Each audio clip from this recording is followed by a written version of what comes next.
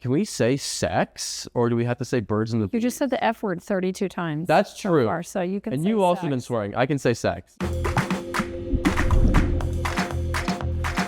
Hello, I'm Joanna Schroeder, and today I'm sitting down with my son Isaac, who has just returned from his first year of college. We are going to answer a series of questions we've never seen before that were put together for us by the team at Your Tango for a series called Truth Be Told. I am a feminist writer and author of the upcoming book, Talk to Your Boys, and my son just finished his freshman year. He's a college athlete, he's in a fraternity, and a death metal band. Isaac, you ready to get started? If your friends ask you to describe me, what do you say? I'd say very upbeat, outgoing, pretty energetic, all over the place to an extent, I would say, for sure. Because you're always probably handling something or doing something. Like, I'll come in and you're always like, maybe like, if you have nothing to do, you would probably just like go through a cabinet and just like reorganize it and make it an entire day's project and everyone's problem. No. It is everyone's problem at that point if you are reorganizing. Dad hates it and I love it that he hates it, but he has to do it. But everyone loves you. All my friends love you. They're very nice. Thanks, honey. That's nice. Okay, now you ask. Okay. If your friends ask you to describe me, what would you say? Okay, people ask me to describe you all the time, and I always say he's just entirely his own person. He doesn't give a shit if you like him or don't like him, but he cares if he hurts someone's feelings. Yeah. He loves to thrift, and that, like, when you were a little kid, you just, like, did your own thing. Like, everyone would be playing basketball or whatever, and you would be just walking around, like, the periphery of the playground looking for unique bugs and lizards and stuff, and then in high school, you just, like, blossomed into your own person, and I think it's nice because your friends, like, appreciated that you just do what you want. And you don't care if they think it's cool. But then it becomes cool. Yeah, that's very true. Next question. You start. I don't know where I put this. Yeah, that's fine. Okay, what is your favorite memory with our family? Oh my gosh, it's bonkers that I can't think of a favorite memory with our family. I think my favorite things that, like, if I really like, what really makes me smile is when I think about how all of us in Michigan with all the cousins, all the aunts and uncles, and everybody's like barbecuing and eating, and all the little kids are running wild, and you guys are just like shooting the shit and having fun. Like, I love that. That's my favorite thing. And like watching you and your brother and sister like integrate into the family, extended family that was like so crucial to me growing up. Like, I love that. And seeing you do all the Dutch stuff with all the Dutch people. That's so true. I do like Michigan a lot. Yeah, it's really fun to go this year. What is your favorite memory with our family? I don't remember much at all. I have a very hard time with my memory, but I do remember absolutely freaking out over whenever we would play games. It was very rare that we had big games with the family, but like any kind of like Mario Kart or I think it's Little Big Planet Racing was the game. Oh my God. That was insanity all the time. Like in a good way? Both. I remember Dad would also like say that he used to play video games a lot, and it was very hard to believe that he used to play video games a lot. It's like talking about the old James Bond games and stuff. I don't think so. There were different games. I mean, they were, but like, I just don't see him ever having like time to do that. Like, you just like sit down and be like, okay, let's play video games. No chance. That's true. Yeah. That's true. Okay, that's funny. I did like those games. Do you think we'd be friends if we were the same age? Yeah, I think so. Because I was thinking about whenever you talk about your friends back in high school or college, they dress like me. They did. So, I mean, through that connection, I feel like we would, at least. And then we have really good conversation when there's not like an external pressure. From small children. Yeah. Because totally. It's impossible to have any kind of conversation with a 6-year-old. Our house is chaotic all the time. That's very true. And yeah, you would love my boys. We all had a fake gang called the HLD. The HLD. And they were all skater boys, and they were the best. That is something. Do you think we would be friends if we were the same age? Yes, because I love you, and I love all your friends. And sometimes I wish I could hang out with your friends and not be like the weird, cool mom from Mean Girls. You know what I mean? That would be bad. So then I always have to remember I'm old and they don't think I'm interesting. But that's how I know we'd be friends. Yeah. I love all your friends. I would agree to that. Yeah. What has been the hardest part about living apart from me? Oh. Well, I can't be nearly as controlling of all the little details of your life. Yeah. I don't know how much caffeine you're drinking, and Too much.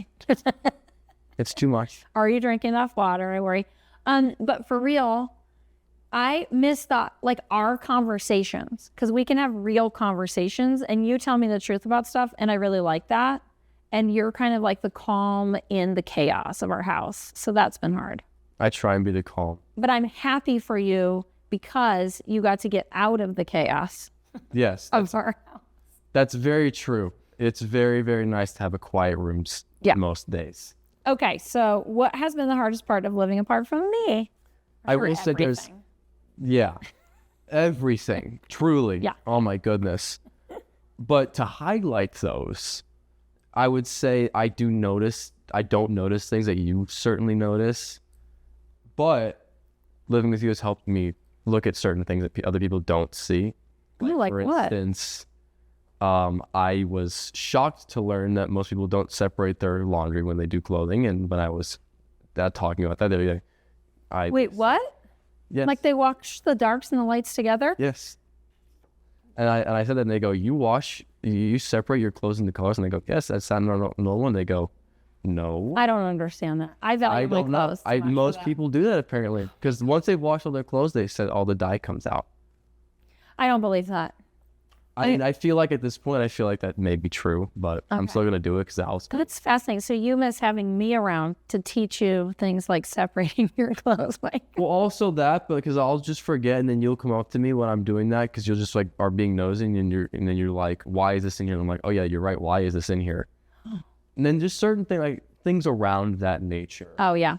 Happen like that. Mom stuff. Yes, basically. Yeah. Okay, got it. Cool. Okay, well, this is interesting. What is your definition of the word feminist, and do you consider yourself one? Oh, yeah, I do. Ooh, yeah. Have I not heard this question 1,000 times? From who? From you and everyone else. Oh, okay, let's hear it. So, feminist, from the most basic definition, in my understanding, is the social activism to equalize men and women in all aspects of life, and to empower women who do not have the ability or the voice to empower themselves. Do you consider yourself a feminist or pro-feminist? Oh, yes, of course I do. Okay. It would be shocking if I didn't. I don't know what would happen if I just said no. Well, I would listen to your argument about why not, and I would assume it was pretty good. I mean, I don't know. If you were like, I'm not a feminist, and then you had a good reason why, I wouldn't be mad. But if you said, I'm not a feminist because I follow Andrew Tate, then we'd have a problem. Yes, that's true. Right. Because I feel like a lot of people get skewed definitions of what it is. Yes, exactly. That's the main problem, because it's more of like a myth that you can't really... Because once they Google it, they go, oh, okay, this makes sense. Yeah. But once they hear like a generalized idea of it from Carter down the street, or like their coworker that's like, Carter. I know, hypothetically. But yeah, once they hear that definition, they go, wow, this is really stupid. Yeah. Because they don't know what it actually is. Right. So they're like, I obviously believe in that. Yeah. Yeah. But once they go through an understanding of it, then it makes sense. Like, for instance, I really didn't understand critical race theory in any sense of it. I still really don't. But when they had a class on it, I started to understand basically what it is. I feel like that's kind of the same for how feminism was. Yeah. Where you really had to take a college level class to understand it. And now it's kind of the same with critical race theory. I think that critical race theory is very complicated, though. So I want to learn more about that. But I feel like that's how it is with feminism as well. Interesting. What is your definition of the word feminist, and do you consider yourself one? Obviously, I do consider myself one. I'd be in big trouble if I didn't. Yes. Wow, that's a whole career. My definition is exactly like you said, that it's what people misunderstand, I think, is that feminist allows for everybody to have a choice about their future, regardless of their gender. So feminism allows men to stay home and take care of their kids as their career, if that is what they want to do. And it allows women to build a career and grow their lives in that way. They're both the same. You have your choices. But if a woman wants to stay home and have her career be raising kids, awesome. Feminist allows for freedom of choice. That's it. Yeah, perfect. That was easy. When was the last time I made you mad? Oh, that's again, my memory's not so good. It doesn't have to be like seriously mad. It can be a little bit mad, and I already think I know the answer. A little bit mad? Mm-hmm. Like any kind of, well, there's like annoyed and then there's mad. I think you can just go with annoyed if you can't think of like really angry. I mean, I could think of really angry. Okay, go. I mean, there's two. I'll go with the annoyed one first. I think that the connections between spirituality and like manifestation are dumb. I don't think that if you think about something, it will come true in any sense of what you believe it will. Okay. And I don't think that saying that you hate something will make a negative impact in the outside world. I mean, it could, because your actions have consequences. Right. Of course. But I don't think that if you jokingly say, oh, I'm going to kill kill this, I'm going to kill that. Like, I don't think that's going to negatively impact them in a serious way. Okay.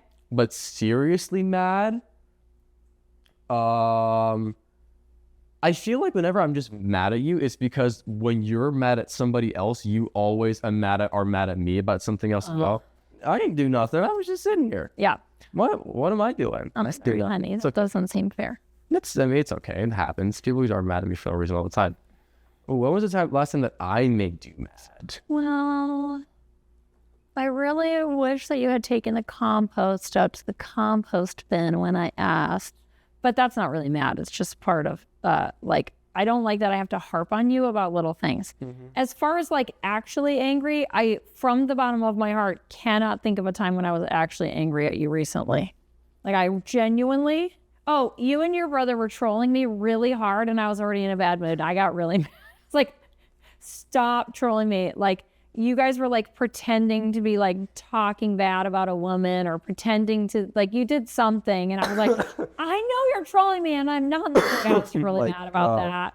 But like genuinely angry, I literally have no memory. Like in my mind, it was probably when you were like a junior in high school. Yeah. You're not like easy to get angry at. Well, because I don't do much. Yeah, you don't do much. I'm very passive most of the time. Right. And I accept you. So you're good. I don't.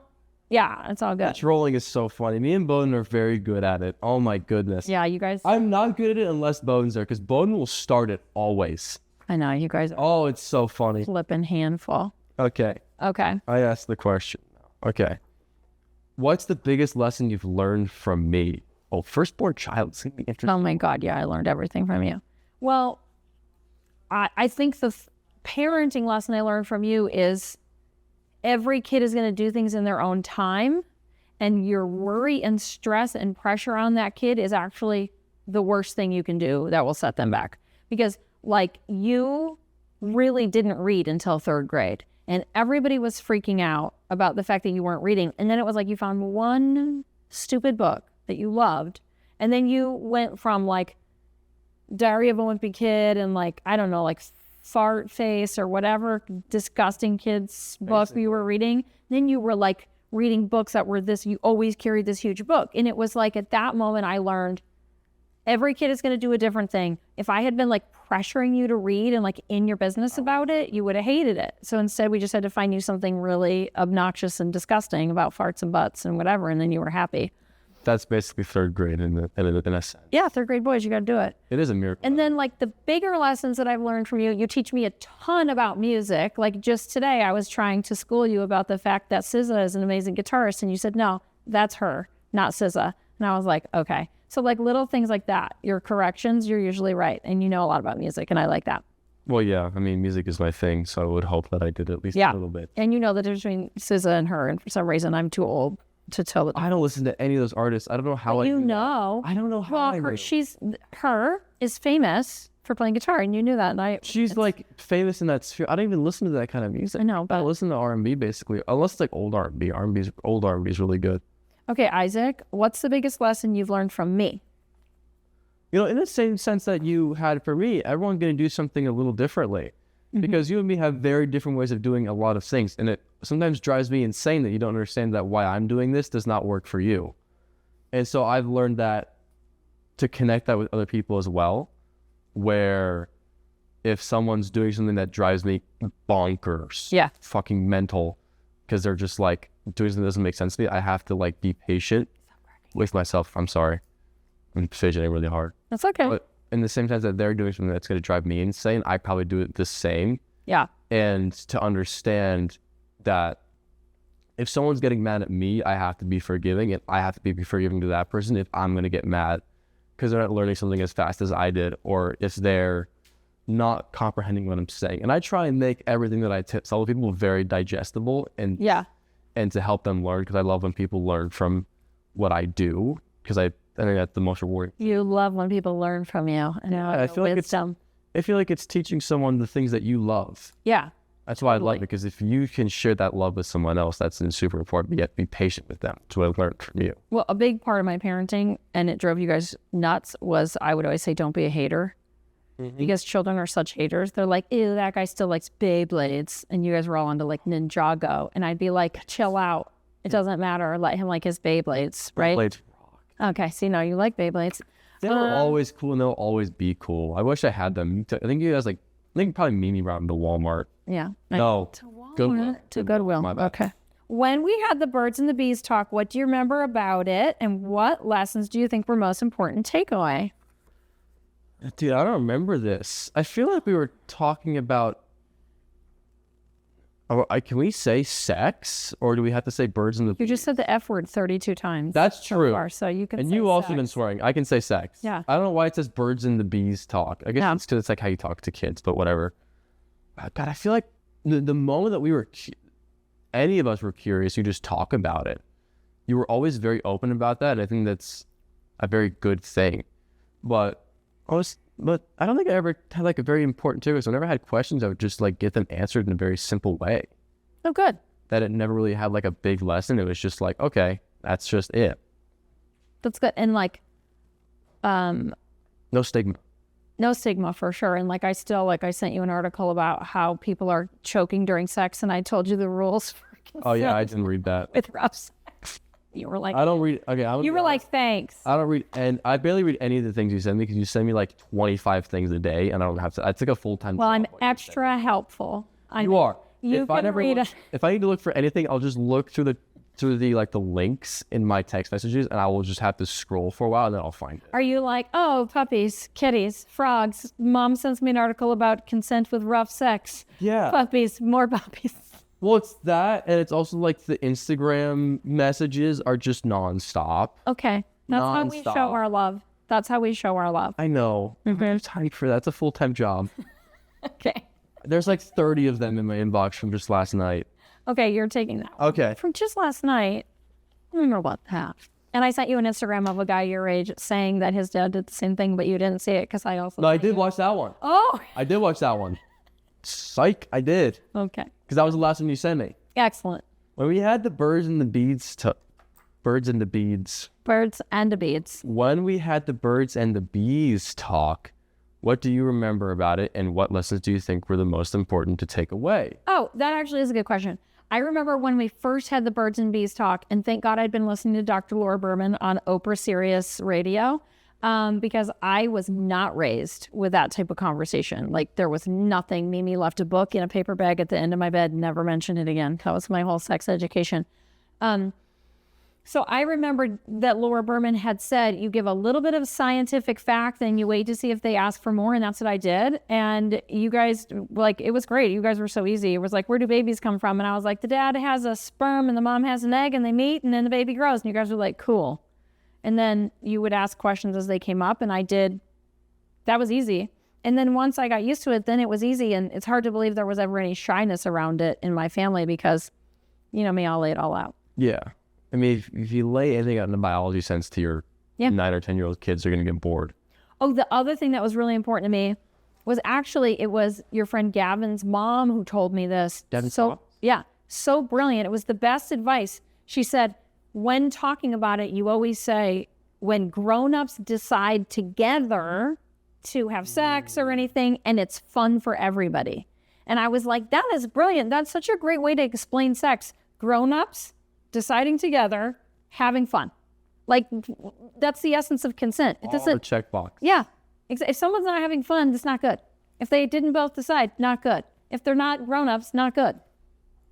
That's all it is. Yeah. Okay. There you go. Okay. Did I ask the question or did you ask the question? I think it was mine. Yeah. Okay.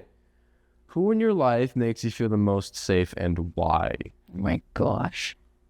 It's a big one. I never feel safe, so I don't know. Who makes me feel the most safe? Well, your dad does sometimes. That's a crazy thing to say, but I didn't mean it to be like, I wasn't trying to be mean to him. It's hard for me to feel safe because I'm so plagued with neuroses. yes, I agree. But I'll tell you, I love being around you guys. You guys make me feel safe for sure, you and your brother, and your dad does. And sometimes, I'll tell you what, Pop made me feel so safe. And I always talk about like, I didn't realize how good of a dad I had in Pop until I realized that I believed every word he said. And that half the times he was making things up. Like that time when we saw the alien lights above Lake Michigan. And I was like, there's some, yes, it's crazy. There's a whole Unsolved Mysteries episode about it. You have to see. But there were like crazy lights. It's like super famous case. It's all documented. And I walked out and I saw these lights and I was freaking out. And Pop had an early cell phone that was like he carried in a bag in his car. Very cool with an antenna. And I called and I was like, there's these crazy lights over Lake Michigan. And no one knew what they were, but Pop said, that's military testing. And I was like, okay, cool. And I went to bed because I was like, I believed everything he said. That's how safe I felt. And so I would say Pop for sure. He was that for me. And there's just nobody in your life once you're an adult who does that like your parents did when you were a little kid. Yeah. But like sometimes I think about Pop and then I feel safe. You know what I mean? That's so true. And Mimi, of course, but Pop just had such a sense of safety that to him that was such a big part of my life. That's true. Okay. I like that. Who in your life makes you feel most safe and why? Say me. Just you don't have to say me. It's definitely you. Okay. But other than that, Okay. I would probably say Gramps. I like that. Side. And Pop, to be fair, Pop as well. Yeah. But Gramps, because like I feel like, I don't know, it's just something else. I just feel very safe around him. Yeah. He has a very calm energy now and he like knows everything. Yeah. Or he thinks he does. And it's believable. Right? Yeah. Yeah. He keeps things very chill. And you guys like a lot of the same stuff, you know? Yes, that's very true. You like music and guitars and fishing and frogs and stuff like that. Very true. Okay. What are my 3 best qualities and what are 3 you think I could work on? You're very upbeat and very energetic all of the time. Okay. What's the word for this? Like you push me to be extremely good at everything. Oh gosh. All of the time. Yeah. Really? Yeah. I don't think of myself like that. Okay. Could be the combination of you and Dad doing that. Okay. Like it definitely makes me a better person. Oh. Other than that, what could I work on? you could maybe just relaxing. You need to relax just a little bit. Because even when it's just time to relax, it's just like, no, cannot relax. Yeah. Have to be doing something. And I'm the same way. I will admit, I always like to be doing something. But my something involves like my hobbies and yours involves. Are you trying to say that reorganizing is not a good hobby? I mean, it could be. Okay. It definitely could be. If I didn't make all the rest of you help. But I think it could also benefit you if you just learn to sit down and do nothing for about an hour. That's such a good point. Tell the child to go sit in a room and not bother anybody. No, Isaac, that's not nice. No, it's... She's 6. And 6-year-olds can go play. You were all up in everyone's business when you were 6 too. Okay, so you're saying I need more boundaries to get her to chill out. Her and everyone else, I would say. Oh, okay. Our whole family. Just Relax. learn to say, I want to do nothing. Because whenever you ask me to watch the siblings, I will always say yes. But Obviously, your brother My brother- doesn't need much watching. my brother needs no watching. Yeah. But my sister always needs watching. Yeah. So, what are my 3 best qualities, and what are 3 you think I could work on more? Okay, your 3 best qualities are your uniqueness. You don't give a crap what people think about you. And that when you are interested in something, you really dive in and go for mastery, which is really cool. Even since you were a little kid, like everything you learned about bugs, rocks, dinosaurs, construction vehicles, everything. And now it's, guitars and music and stuff like that. And then you could work on, all of our ADHD stuff, Yeah. fidgets and organization and doing things when they're asked, but you're fine. Yeah. You're doing a good job. Yeah, I would say all those qualities that you said about me also have to do with ADHD as well. Yeah. So, In general, I don't worry about you. I think you're going to be fine. I don't think you need to do a whole lot of work on a whole bunch of stuff. well, the thing is, I'm not worried either. So, Good. Okay. So, Isaac, do you think the emphasis on girl power has done a disservice to young men? I think that in the sense, it's so hard to tell. Okay, girl power in most senses, no. In an extremist sense, yes, because what it often does on the internet is it alienates populations of men. Yeah. And I think that when you think about it, if you were to go up to these 12-year-old boys and say, you need to stop doing what you're doing and let this entirely different group of people who are only getting this because of something they were born with, what are those young kids going to think? They're going to think, oh, I'm not a part of this special group that gets this treatment now because of what I was born with. I think if we frame it like that, we can really see hey, we need to reframe this. Right. You can see how they feel like it's discriminatory against them, and that doesn't invite them into because the process. If no little kid's gonna understand the massive feminist history about why this empowerment's coming. Yeah. They're just gonna know, hey, I've thought these girls are my friends my entire life, and now I'm being told you are a problem and you need to step down and not be you. And their little brains just have a hard time understanding all the context. That's not developmentally. Exactly. If someone were to tell me that, being an adult, I would think rationally about it. Would it still not be a great way to frame it? Yes. In my opinion, I think that it needs to be more history-based. Right. Where you need to teach these kids and these young adults about the history of why women's empowerment is so important, and less about a very simple, direct way of empowerment. Yeah. That empowerment. Just focus on equality. Do you think the emphasis on girl power has done a disservice to young men? So I don't think it did a disservice to young men. I think what happened was people didn't realize that there was no gap that caught the boys that fell through the net at that time. So there was a gap, boys fell through, and there was nothing for them. Everything changed to help girls, and then there was this transition period where boys and young men just right through the cracks, and everyone was like, who cares, you're boys, without realizing it would have long-term effects, which we're now seeing. Yes. Okay.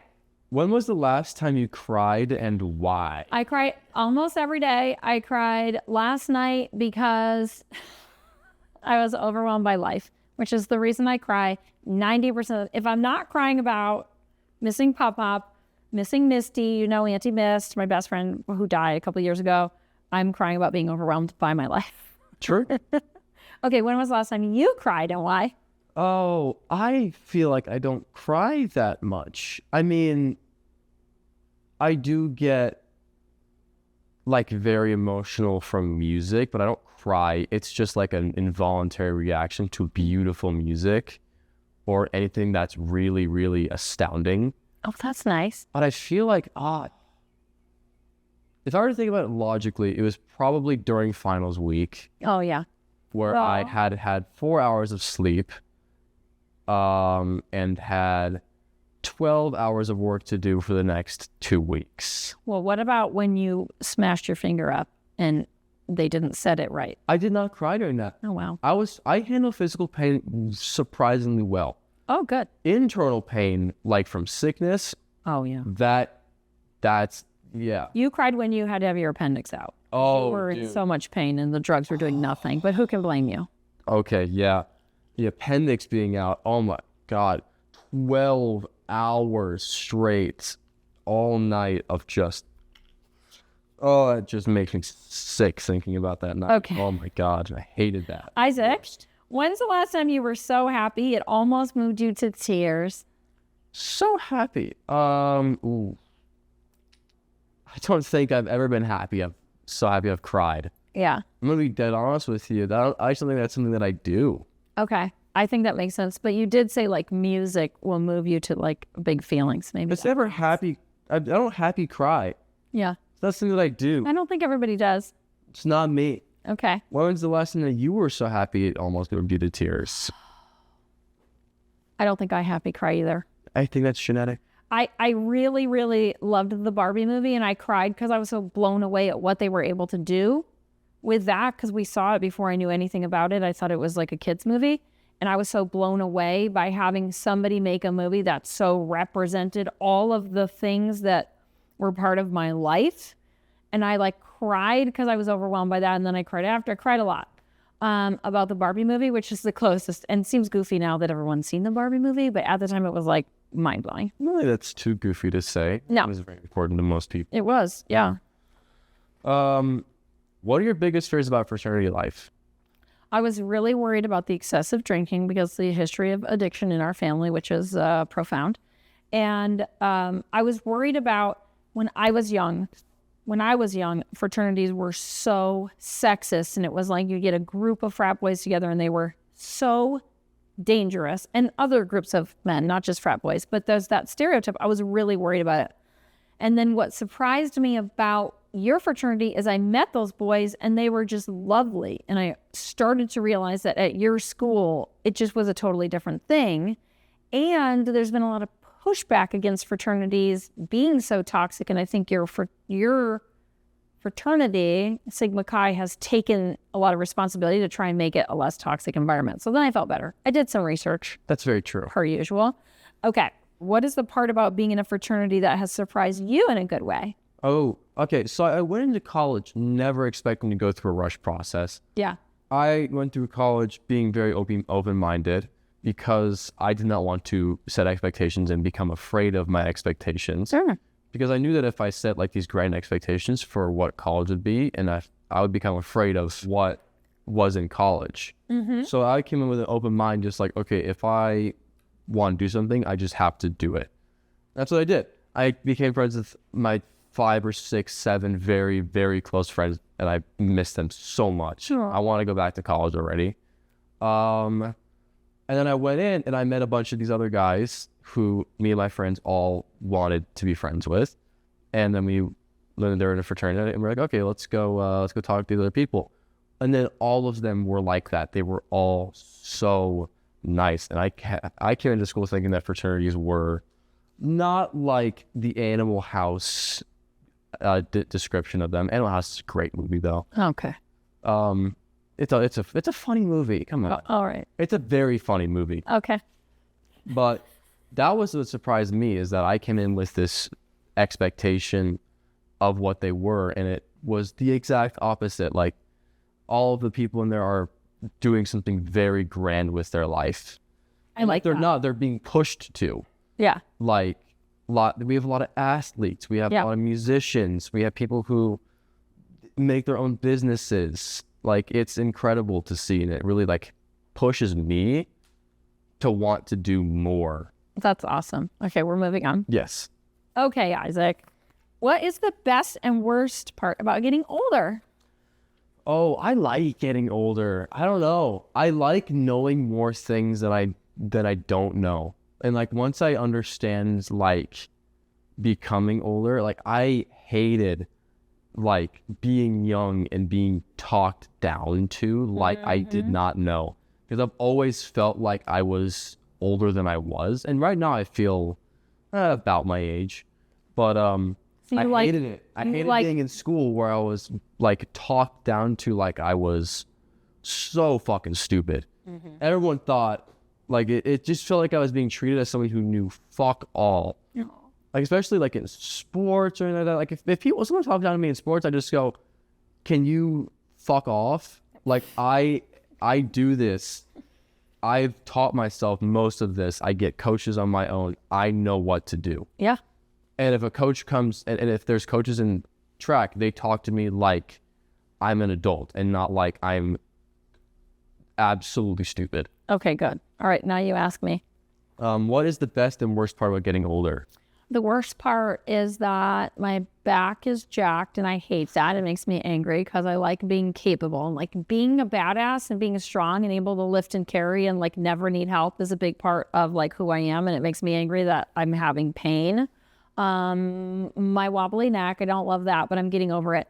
The best part is that I do not give a shit what any man thinks of me or if he wants to date me. And I remember being young and being like, but am I beautiful? And now I'm like, I do not care. It is the best. And also that 99% of the time, no men notice me. I love it. I love the invisibility. I love being plain. It's great.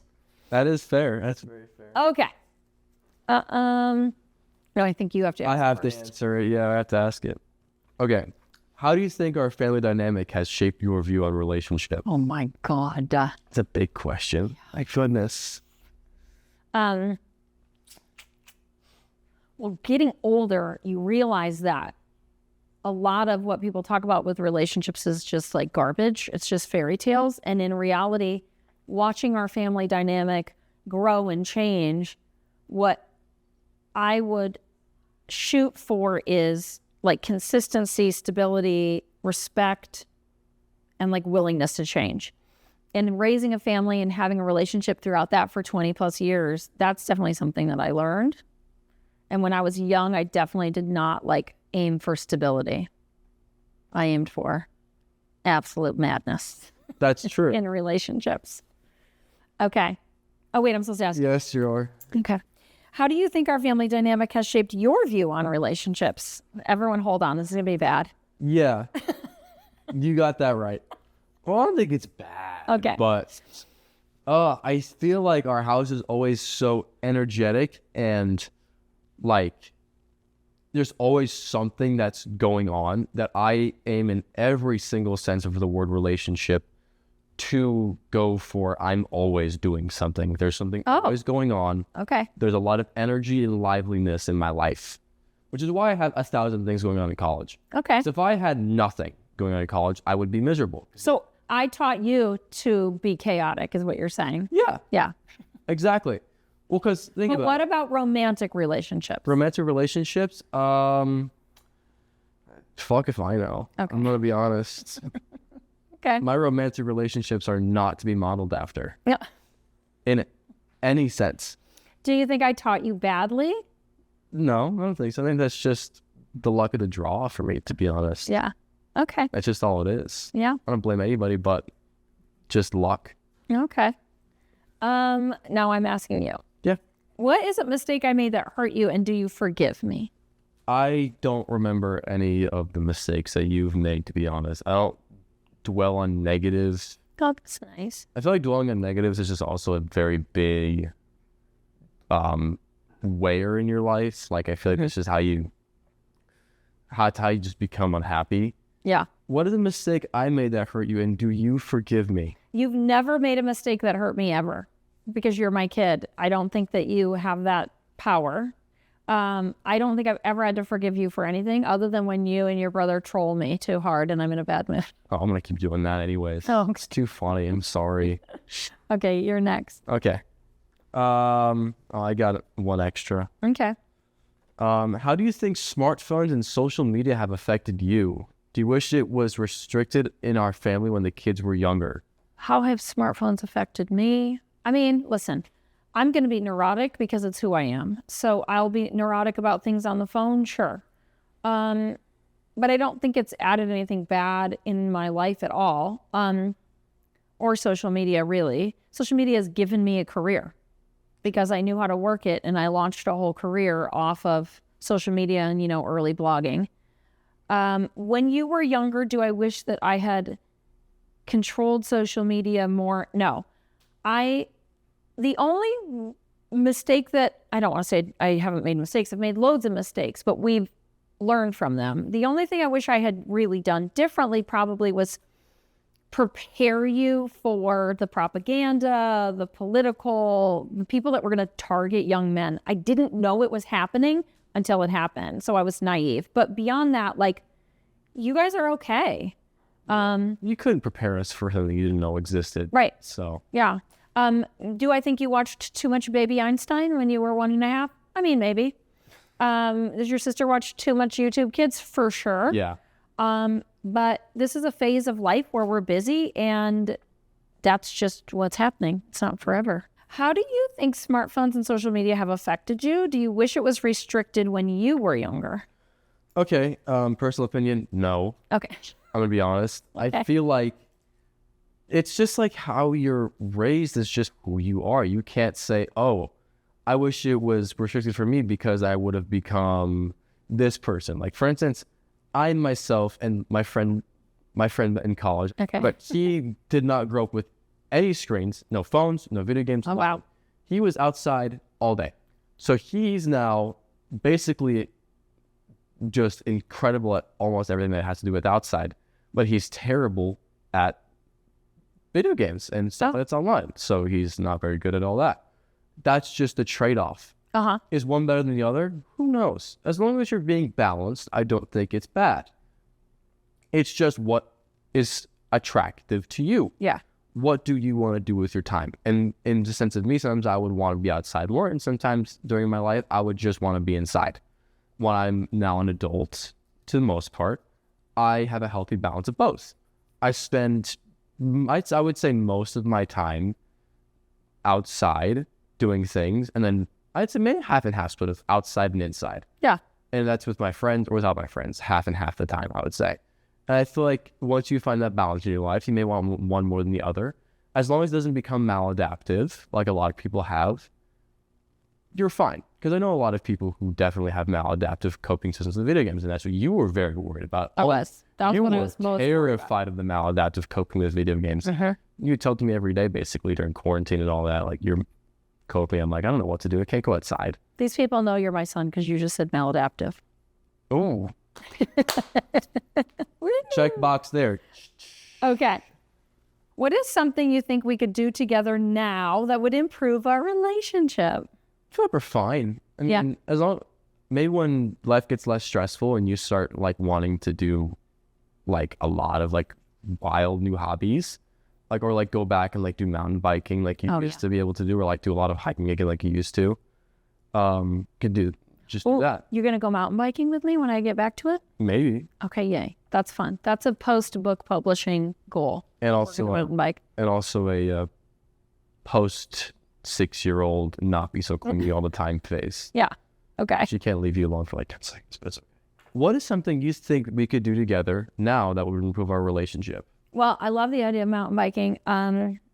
Okay, so now that I understand better that you think I need to chill out, like if I could just chill out, I would say I'd like to play Fortnite with you, but now you're done with Fortnite. Yeah, I've been playing any video games that are like...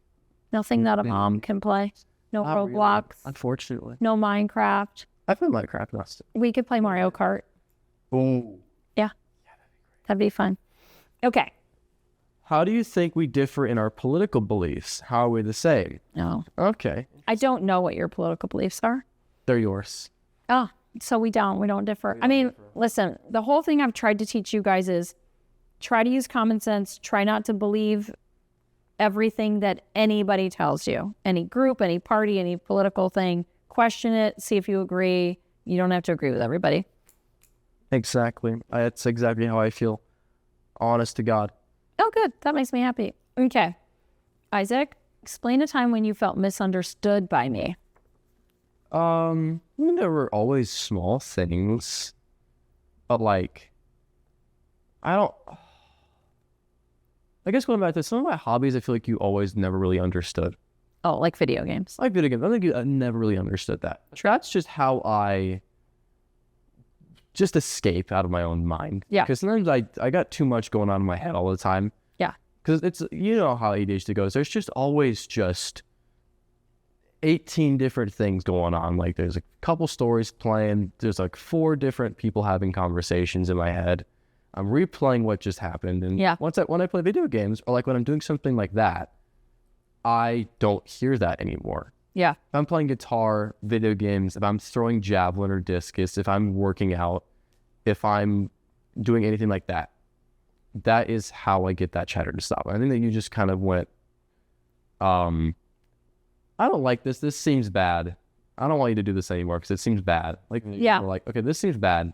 I don't worry about them now, except I worry like when your brother wants to do them instead of doing homework and his grades go down. But that's just logical. Well, like, he's also 16. I know. I'm just saying. I kind of just still, actually, I don't do that now anymore because I never do. I'm kind of crazy. You think about how many games I play like during summer. Yeah. I played maybe 1 hour a month in college. Yeah, you don't have time. That's just life. So I was going to say that I would do that in college. I didn't.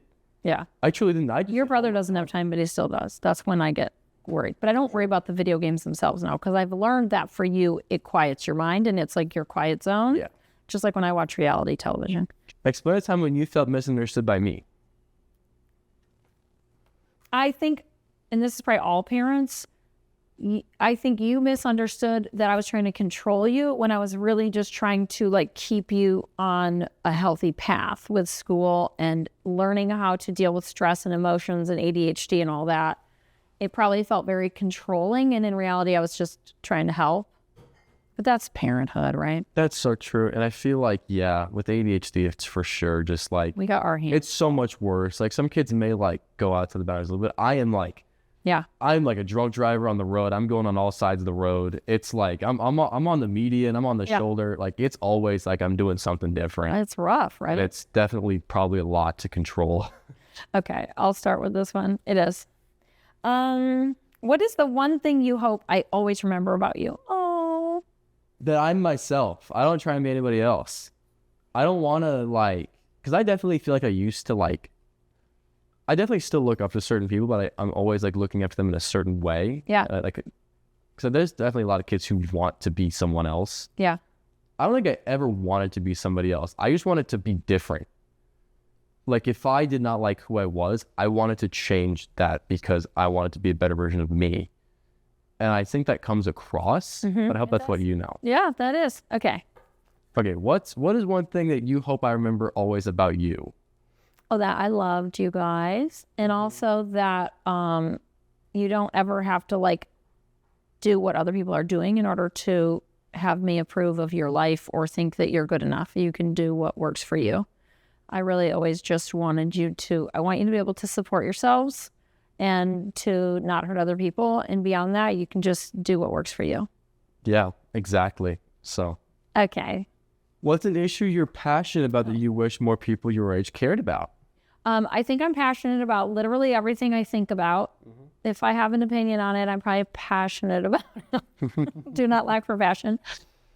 I wish more people realized how harmed they're being by being pulled into polarity in politics, that they're believing any kind of thing that someone that they believe is right says. They're not thinking for themselves. I wish people, especially my age, would think critically about stuff and not just like toe a party line. Yes, that is amazing. That's yay. Opinion. What is an issue you're passionate about that you wish people your age cared more about? Ooh. I feel like I'm very passionate about random things. I think one of them is certainly extremism. Yeah. People are so fast to jump to just one massive opinion and say, if you are wrong, you are terrible. Yeah. Because this is the only right way. Yeah. People do not want to question anything like you were saying. People don't want to say, but what if this? But what if that? It's either I am right and you are wrong. And if you are wrong, you are on the wrong side. Yeah. That is just it. And it creates such a divide between learning and personalization of knowledge. because what comes with both, if you can have both, that's how development happens. If you don't have either, if you just have the one gigantic opinion, you are going to have just civil war. Yeah. In not a physical sense, but like where my opinion's so grand that we're going to have to fight. Yeah. Yeah, it's super combative. Yeah, exactly. Okay. What would you do differently if you had been the parent? Okay. So I'm 19. I'm not a parent. That's fine. I don't know much about parents. I'm ready to be a grandma, but I'm not ready for you to be a parent. I don't know. I don't think that there really is. I don't think you can point out one specific giant thing in parenting that you can just say, oh, I need to change this. It's just like morality guiding is what parenting is. Like you just let morals guide. So you can't just say, well, this person's morality raising is wrong. Is there anything you wish you would have done differently with me? I wish that I'd understood earlier the role of video games so that I could have embraced them. Like I wish I'd been playing them with you back when I could have comprehended them, like during the Fortnite and Minecraft days. Like I wish I'd joined you in it so that I could understand it and that we had like figured out balance without me being like, those video games gonna rot your brain. Like they never did rot your brain. They gave you peace and I didn't understand that. How has mental health affected your life and what parts have you overcome and which parts still linger? Okay, well, that's a big question. As you know, my grandmother, Gramps' mom, had such severe mental illness, she was institutionalized in his childhood. Oh, you didn't know that? No. She was very, very depressed. It was depression and anxiety, but mostly depression, and there were not good treatments. And I think that's why I've always been so willing to take antidepressants and try things, because I could see in her face, even once they had better medications, her mouth pulled down, her face pulled down. It was so clear how depressed she was.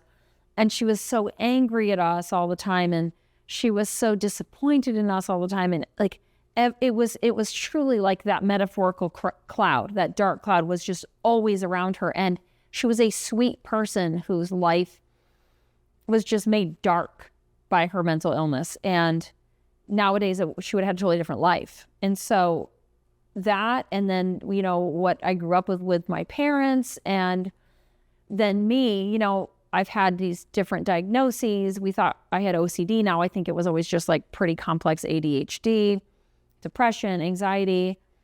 I think what those things gave me that's positive is that I had to set different goals. I wasn't gonna get straight A's. I wasn't even gonna get B's. Like I had to find my own path.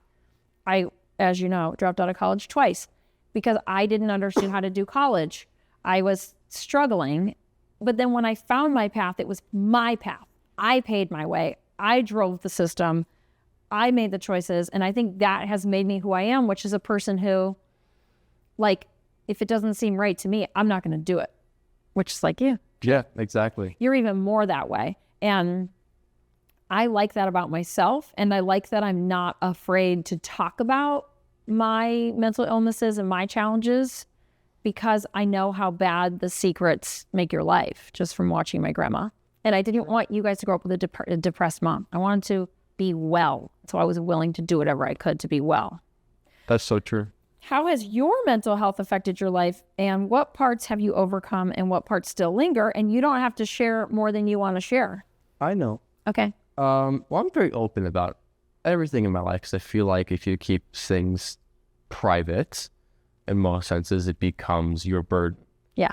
So, I mean, I've grown up with basically the same thing as you have. I have very complex ADHD, depression, and anxiety. But through a lot of treatment and a lot of self-support and support from outside, I managed to completely get rid of depression. Like, I really don't have it anymore. I'm just like the dark. I don't have that dark cloud like I used to have anymore. That also could have just been, growing up. Mm-hmm. I could have just had that, but anxiety is just definitely still part of my life, and I embrace that now. If I want to get rid of it, I definitely could through medication. But I'm already taking a massive dose of Adderall, like Vyvanse on top of short-acting Adderall in the afternoons is a lot. Yeah. It's a I lot. don't want to overload that. And I'm happy with that dosage, and I can control the parts of ADHD that I don't like Yeah.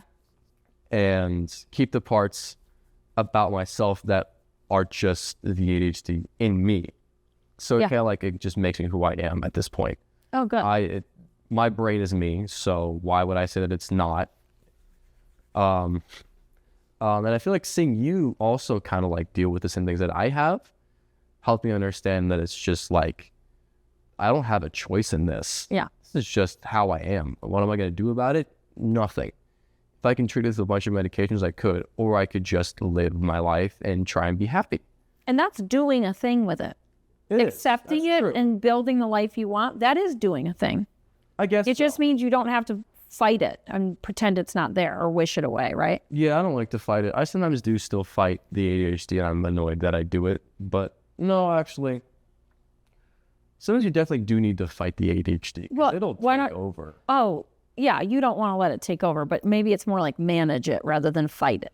Well, I mean, it's also just like, do I want to sit and stare at my desktop home and do absolutely nothing but look at the apps and wish I was doing homework, or do I want to get up and do something else? Right. So don't give in to it. You don't let it take over. That's the thing, because sometimes it'll be very hard to stop staring at a screen. Yeah. Because I won't even be that watching YouTube or play a game. I will just stare dead on, like just a dead stare, wishing I could get up and do homework. Lenny, that sounds awful. But I learned that if I get up and start doing chores, instead of just doing homework, I can then get up, do the chores, and then be already up, and then be like, okay, now I have to do it. See, that's working with the ADHD. Yeah, because then I can reprogram it to just like, because if I'm sitting at a computer screen, I have to like stop staring at it, open all these things. But once I'm up, I'm already doing something, and then I give myself like a time limit, like, okay, I got 30 minutes of time before my drivers. Yeah. So I have 30 minutes to do my homework. And then I just do that. And I'm like, okay, now I gotta do my lights. Start that, hour to wash it, hour to do my homework. That's how I did it. I love that you're dividing up your colors in your laundry. It makes me so happy that it worked its way back through into this conversation. Okay. Are you proud that I'm your mother? Why? Yes, I think I am. Aw. To be fair, number one, you aren't like, to be like very surface level, you're not an alcoholic. Oh, got it. Painkillers. Correct. You're not beating me and everyone else around. Not anymore. Just kidding. That's crazy. But like that, in that surface level sense, you are very admirable in the sense that you have none of that. Okay. But on the other sense, you are very, like, you're very you. You're not trying to like you're not, every mom in our town is going and playing tennis now. Yeah. That's what I've learned. They do. They all You are not doing that. No. I can admire that. Because there's a lot of stuff there's a lot of shit that I don't want to do that people are doing. I'm just like, no, I don't want to do that. Yeah. There's no pressure for me to be like, oh, I don't want to do this, because I see you go, okay, well, I don't want to play tennis. I don't like to play tennis, even though everyone else is doing it. I'm not a big fan of a lot of things. Right. That's just me. And I don't ever feel pressured to say yes to things, because you've never felt pressured to say yes to things. So are you saying that you're proud of the fact that I don't feel pressured to say yes to things? Yeah, or like you're not. I don't try and fit You're also very strong in your like opinions and like your word. And my muscles. And your muscles, yes. That's how I got my physique, basically.